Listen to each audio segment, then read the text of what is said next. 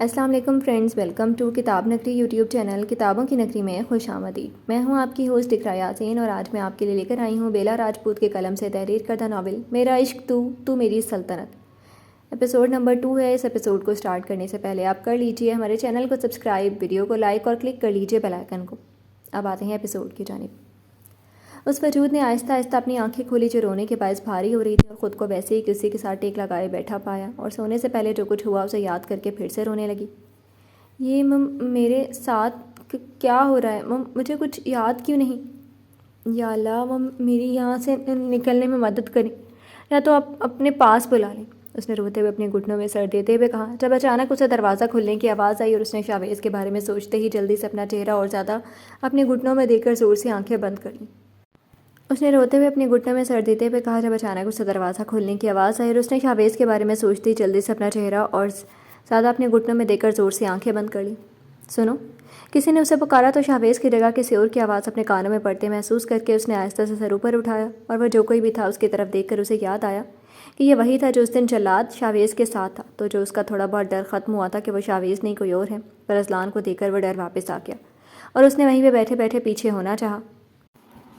آپ پلیز مجھے سمجھتے کیوں نہیں؟ مجھے کچھ یاد نہیں، کچھ پتہ نہیں، اس نے اذلان کی طرف دیکھتے ہوئے کہا جو نرمی سے اسی کی طرف دیکھ رہا تھا۔ ہے ڈال، میں تمہیں کچھ نہیں کہوں گا، میں تو بس تم سے تھوڑی سی بات چیت کرنے آیا ہوں۔ اذلان نے اسے روتے دیکھ کر فوراً زمین پر اس کے سامنے دو زنوں بیٹھتے ہوئے کہا، تو اس وجود نے آنکھیں بڑی بڑی کر کے اذلان کی طرف دیکھا۔ آپ پکا کچھ نہیں کریں گے؟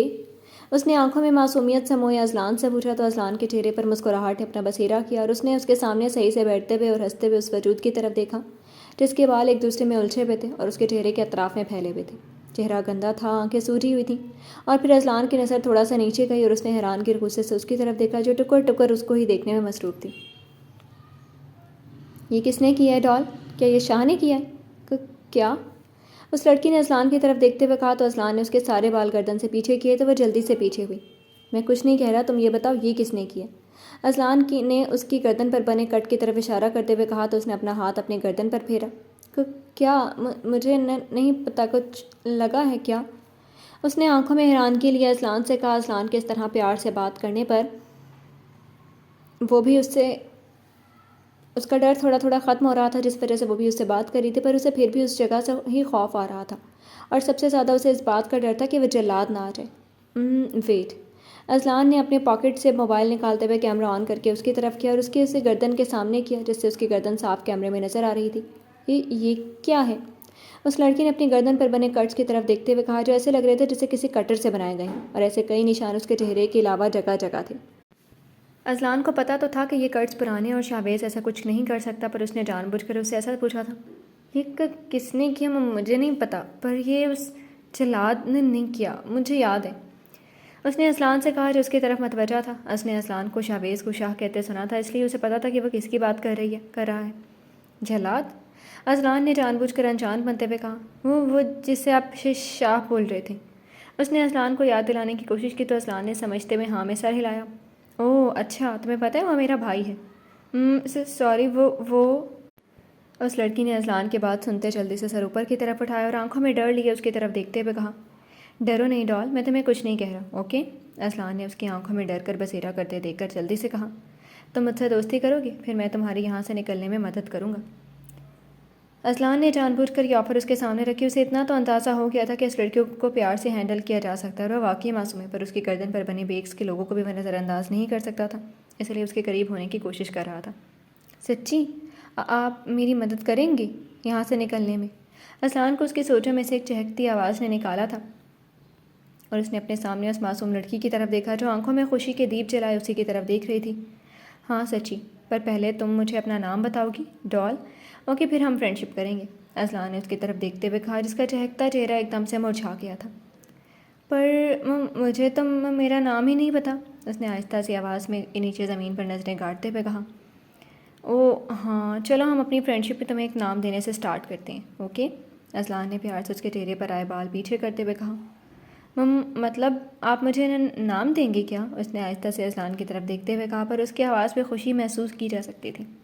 ہاں، اب دیکھو تو میں تمہیں ڈول بولتا ہوں، پر میں تمہیں یہاں سے باہر اپنے گھر لے جانے کا ارادہ رکھتا۔ ہم وہاں تمہارا ڈاکٹر سے چیک اپ کروائیں گے تو اسے تو نام بتانا پڑے گا، اس لیے تمہیں نام کی تو ضرورت ہے نا۔ آپ مجھے یہاں سے نکال کے اپنے گھر لے کر جائیں گے؟ اصلان کی بات پر اس وجود نے آنکھوں میں حیرانگی سمائی اور آنکھیں بڑی بڑی کی اصلان کی طرف دیکھا۔ ہاں بالکل، میرا یہی ارادہ ہے۔ تمہاری حالت ایسی نہیں کہ میں تمہیں یہاں رہنے دوں، ایک دوست تو دوسرے دوست کے کام آتا ہے۔ اصلان نے پہلے سنجیدگی سے اور پھر معصومیت کے سارے ریکارڈ توڑتے ہوئے کہا۔ اسے یہ تو پتا تھا کہ وہ اس لڑکی کے لیے نرم گوشہ رکھتا ہے، پر یہ نہیں پتا تھا کہ ایک میچور اور گینگ لیڈر ہوتے ہوئے وہ اس لڑکی سے بچوں کی طرح بات کرے گا۔ یہ سوچ آتے ہی اصلان نے اپنا سر جھٹکتے ہوئے اس کی طرف دیکھا جو معصومیت سے اس کی طرف دیکھ رہی تھی۔ چلو تمہارا نام ہوگا نورالعین۔ اصلان نے اس کی طرف دیکھتے ہوئے اسے نام بتایا اور اس کے چہرے پر مسکراہٹ آتے دیکھ کر اس سے پوچھا، تمہیں یہ نام، میرا مطلب ہے اپنا نام کیسا لگا؟ بہت اچھا ہے، تو اب سب مجھے اس نام سے بلائیں گے؟ اوہ واہ، اس نے خوشی سے چہکتے ہوئے کہا۔ ہاں، اور میں تمہیں حور کہوں گا، یا ڈال بھی ٹھیک ہے۔ اصلان نے حور کا نام اداسی سے اسے بتاتے ہوئے کہا اور اچانک وہاں سے اٹھ کر اپنا رخ دوسری سائڈ پر کر کے اپنی آنکھوں میں آئے آنسوؤں کو انگوٹھی کی مدد سے صاف کر کے اپنا رخ واپس حور کی طرف کیا جو ہکا بکا سے اسی کی طرف دیکھ رہی تھی۔ آؤ حور، میں آپ کو اپنے گھر لے کر چلوں۔ اصلان نے اپنا ہاتھ اس کی طرف بڑھاتے ہوئے کہا تو حور نے پہلے اس کے ہاتھ کی طرف دیکھا اور پھر اس کے چہرے کی طرف دیکھا جو آہستہ سے اس کا ہاتھ تھام کر کھڑی ہو گئی۔ جب اس کی نظر اپنے کپڑوں پر پڑی، یہاں آنے کے بعد اسے اپنے علاوہ اور کسی چیز کا تو ہوش ہی نہیں تھا، پر اب کپڑوں کی طرف دیکھ کر اسے فوراً شرمندگی نے آن کیا کیونکہ اس کے کپڑے جگہ جگہ سے پھٹے ہوئے تھے اور کافی گندے تھے، جیسے کئی دنوں سے کپڑے نہ چینج کیے، اور پاؤں میں جوتا تو تھا ہی نہیں۔ حور کی نظروں کا مفہوم سمجھتے ہوئے اصلان نے اپنی پہنی ہوئی جیکٹ اتار کر اس کی طرف بڑھائی تو حور نے اپنے پاؤں سے نظریں ہٹا کر اصلان کی طرف دیکھا اور چھوٹی سی مسکراہٹ کے ساتھ اس سے جیکٹ لے کر پہن لی۔ چلو اب یا پھر یہ جگہ زیادہ اچھی لگنے لگ گئی ہے؟ اصلان نے حور کی طرف دیکھتے ہوئے شرارتی انداز میں کہا۔ بالکل بھی نہیں، چلیں جلدی یہاں سے، اس سے پہلے کہ وہ جلاد آج آپ تو اس کے بھائی ہیں نا، وہ آپ کے گھر میں ہوں گے نا، پھر وہ دوبارہ مجھے ہرٹ کریں گے۔ اپنی بات کرتے کرتے اچانک سے شاویز کو یاد آتے ہی اور یہ یاد آتے ہی کہ شاویز اصلان کا بھائی ہے، حور نے اچانک کے دروازے سے قدم واپس لیتے ہوئے آنکھوں میں خوف لیے کہا، ہے ڈال ادھر آؤ، واپس کچھ نہیں ہوتا، وہاں کوئی تمہیں ہرٹ نہیں کرے گا، اور شاہ وہ تو یہاں ہے ہی نہیں، پر وہ آ بھی گیا تو میں اسے بھی تمہیں کچھ نہیں کہنے دوں گا، آئی پرومس حور۔ حور کو واپس اسے کمرے میں قدم لیتے دیکھ کر اصلان نے جلدی سے اسے اس کے بازوؤں سے پکڑ کر اپنے سامنے کیا اور سنجیدگی اور پیار سے اسے سمجھاتے ہوئے کہا، چلیں اب وہاں کوئی کچھ نہیں کہے گا تمہیں، اوکے؟ اصلان نے اس کی طرف دیکھتے ہوئے کہا تو اس نے آہستہ ہاں میں سر ہلایا اور اسے لے کر باہر کی طرف قدم بڑھائے تو اس کے پیرے پر کھڑے گارڈز نے پوری آنکھیں کھول کر ان کی طرف حیرانگی سے دیکھا، پر اصلان نے انہیں اگنور کر کے حور کا ہاتھ پکڑ کر آگے راہداری کی طرف بڑھ گیا جہاں مختلف لوگوں کی چیخنے کی آوازیں آ رہی تھیں اور جگہ جگہ پہ گارڈز کھڑے تھے جن کی شکلیں دیکھ کر اور آواز سن کر حور کے اصلان کے ہاتھ پر اپنی گرفت اور مضبوط کر لی اور بالکل اس کے پیچھے چھپ گئی۔ کچھ نہیں ہوتا حور، بس تم میرے ساتھ چلتی رہو۔ اصلان نے اس کا ڈر محسوس کرتے اس کے ہاتھ کو سہلاتے ہوئے کہا جو اس کے ہاتھ میں تھا، اور پھر ایسی راہداریوں سے گزرتے ہوئے اصلان اسے لے کر لفٹ کی طرف بڑھ گیا اور پھر لفٹ سے باہر نکل کر وہ ایک بہت ہی خوبصورت دروازے کے سامنے رکا، پر اس سب کے دوران حور کی نظریں صرف نیچے تھیں اور بس اصلان اسے جدھر لے کر جا رہا تھا وہ چل رہی تھی۔ اسے اصلان کے رویے سے یہ یقین ہو گیا تھا کہ وہ اسے کچھ نہیں کہے گا اور نہ کسی اور کو کہنے دے گا۔ حور یہ ہے میرا گھر۔ اصلان نے اس کی توجہ ابھی بھی اپنی صرف زمین پر محسوس کرتے ہوئے کہا تو حور نے ناسمجھی سے نظریں اٹھا کر اس کی طرف دیکھا۔ وہ آپ کیا بول رہے تھے؟ میں نے اسے سنا نہیں، حور نے شرمندگی سے کہا تو اصلان نے چھوٹا سا قہقہا لگایا۔ کوئی بات نہیں ڈال، میں بول رہا تھا اپنے سامنے دیکھو، اصلان نے مسکراتے ہوئے کہا تو حور نے سامنے دیکھا اور اپنے سامنے ایک بہت بڑا دروازہ دیکھ کر کھلے منہ سے اصلان کی طرف دیکھا اور پوچھا، یہ آپ کا گھر ہے کیا؟ ہاں بالکل، چلو اب اندر چلو۔ اصلان نے دروازے کو آگے کی طرف دھکیلتے ہوئے کہا اور اندر قدم رکھا اور حور بالکل اس کے پیچھے چھپ کر کھڑی تھی۔ آگے آؤ حور، میں تمہیں کسی سے ملواتا ہوں، پھر تم اپنے کمرے میں جا کر فریش ہونا، جب تک میں تمہارے لیے کھانا بنوا دوں گا، پھر ہم مل کر کھانا کھائیں گے، اوکے؟ اصلان نے حور کا ہاتھ پکڑ کر اسے اپنے سامنے کرتے ہوئے پیار سے سمجھایا تو اس نے اپنا سر ہاں میں ہلایا۔ اپنا کمرہ؟ حور نے ہچکچاتے ہوئے اصلان سے پوچھا تو اس کے چہرے پر مسکراہٹ آ گئی۔ ہاں، جب تک اب تم یہاں ہو اوپر والے کمرے میں رہو گی جو تمہارا ہوگا، ٹھیک ہے؟ اصلان نے مسکراتے ہوئے جواب دیا اور کسی کو آواز لگائی، اینی اینی۔ اصلان کی اس طرح اونچی آواز سے پکارنے پر ایک بتھیڑ عمر کی عورت سائڈ لیونگ روم سے نکل کر سامنے آئی جس کا حلیہ ویسٹرن تھا، پر اس نے سر پر ایک سکارف لیا ہوا تھا۔ وہ اصلان کے سامنے آئی اور رک کر حور کی طرف حیرانگی سے دیکھا۔ او مائی اللہ، یہ کون ہے اصلان بیٹا؟ تم اس کو بھی یہاں پنش کے لیے لے کر آیا ہے کیا میرا بیٹا؟ یہ تو ہمیں بہت معصوم لگ رہا ہے، تم میں عقل۔ ابھی وہ بول ہی رہی تھی جب اصلان نے انہیں بیچ میں ہی ٹوک دیا۔ اسے پتا تھا کہ اب وہ نہ بولا تو ان کا لیکچر کافی لمبا چلے گا۔ لسن اینی، یہ حور ہے اور یہ میری مہمان ہے، باقی میں آپ کو بعد میں بتاتا ہوں۔ ہور تم ادھر آؤ، اذلان نے اینی کو ہور کے بارے میں سوچ سمجھ کر بتایا اور ہور کو اپنے پیچھے سے نکالتے ہوئے آگے کی طرف کیا، جو اینی کو دیکھ کر بالکل اس کے پیچھے ہو کر اس کے اندر گھسنے کی کوشش کر رہی تھی۔ تو وہ تھوڑا ہچکچاتے ہوئے آگے ہو کر اذلان کے ساتھ لگ کر کھڑی ہو گئی اور اس کے بازو سے اس کے جیکٹ کو پکڑ کر اس کے ساتھ کھیلنا شروع کر دیا۔ ہور، یہ اینی ہے، یہاں پہ ہر چیز یہی سنبھالتی ہیں، تمہیں کسی بھی چیز کی ضرورت ہو تو تم انہیں کہو گی، صرف ان کو اور کسی سے بھی نہیں۔ اس گھر میں آپ صرف مجھ سے اور اینی سے بات کرو گی، باقیوں سے تھوڑا دور ہی رہنا، اذلان نے ہور کو سمجھاتے ہوئے کہا، کیونکہ اسے بہتر پتہ تھا کہ یہاں سب اس سے زیادہ شہویز کے پابند ہیں۔ اچھا، پر اگر کسی نے مجھے بلایا تو؟ ہور نے اس کے بازو کو چھوڑ کر آنکھوں میں پریشانی لیے کہا تو اینی کا کہا لونگ روم میں گونجا۔ او مائی اللہ اذلان، یہ تو بہت معصوم بچہ ہے، ہمیں اس کا زیادہ خیال رکھنا پڑے گا، اینی نے ہنستے ہوئے ہور کو اپنی طرف کرتے ہوئے اپنے حصار میں لیتے ہوئے کہا۔ اینی ان کی کیئر ٹیکر، وہ اذلان اور شہویز کے ساتھ بچپن سے تھیں، بلکہ یہ کہا جائے کہ ان کو پالا بھی اینی نہیں تھا اور دونوں بھائیوں کا سب سے زیادہ بھروسہ بھی اینی پر تھا۔ اینی کو اپنا نام کافی پسند تھا، یہ اسے ہمیشہ یہ یاد دلاتا تھا کہ اس کا اپنا گھر، اپنا وطن نیو یارک ہے، نہ کہ پاکستان یا پھر اٹلی، اس لیے اس کا حلیہ بھی ویسٹرن تھا، پر وہ تھی مسلمان۔ آفندیز نے اس کی ہر جگہ مدد کی تھی۔ اذلان اور شہویز کے باپ نے اسے درندوں کے جال سے نکالا تھا اور اسے اپنی کمپنی میں جاب پر بھی رکھا، اور بعد میں زیادہ عمر ہونے کے بعد اذلان کی پرورش کا ذمہ اینی نے لے لیا، کیونکہ اذلان اور شہویز کی ماں کو انہی دنوں گولی لگ گئی تھی، جس کی وجہ سے وہ کوما میں چلی گئی تھی۔ اس کا خود کا اپنا کوئی نہیں تھا، اس کے شوہر نے اسے جوئے میں بیچا تھا اپنے ان درندوں کے ہاتھ، اس لیے اینی نے اپنی پوری زندگی آفندیز کے نام کی تھی، اور پھر اذلان کے بعد شہویز کی بھی تقریباً پرورش انہوں نے ہی اپنے ہاتھوں سے کی تھی۔ پر شہویز کو اپنی ماں کا پیار بھی ساتھ ساتھ ملا تھا، اس لیے وہ کچھ زیادہ ہی بگڑا ہوا تھا، پر جو وہ کرتا تھا وہ کسی کے ذہن و گمان میں بھی نہیں ہوتا تھا۔ بس اسی لیے اینی کسی کو کوئی اور نام نہیں لینے دیتی تھی اور سب اسے اینی ہی کہتے تھے۔ ہاں ہاں ہاں، نہیں اینی، اب ایسی بات بھی نہیں ہے، ہور کافی سمجھدار بھی ہیں، ہے نا ہور؟ چلو جتنا میں سوچ رہا ہوں اتنا نہ صحیح، پر تھوڑی بہت تو سمجھدار ہو نا، اذلان نے پہلے اینی کو ہنستے ہوئے بتایا اور پھر ہور کو سہما دیکھ کر شرارتی انداز میں ہور کی طرف دیکھتے ہوئے کہا تو ہور نے آہستہ سے ہاں میں سر ہلایا۔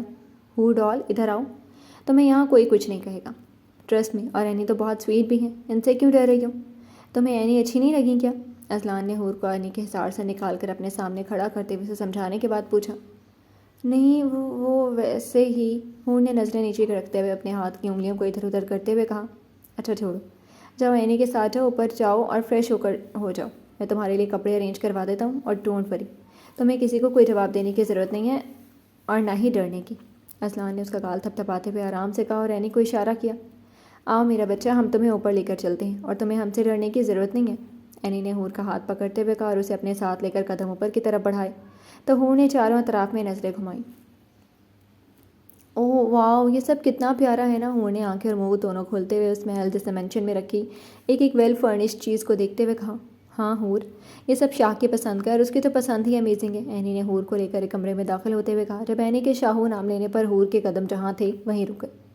ارے کیا ہوا بچہ، تم ایسے ایک جگہ کیوں کھڑی ہو گئی؟ اینی نے ہور کو ایک جگہ کھڑے دیکھ کر پوچھا۔ وہ آپ جلاد کا نام لے رہی ہیں نا؟ ہور نے آنکھوں میں ڈر لیے اینی کی طرف دیکھتے ہوئے پوچھا۔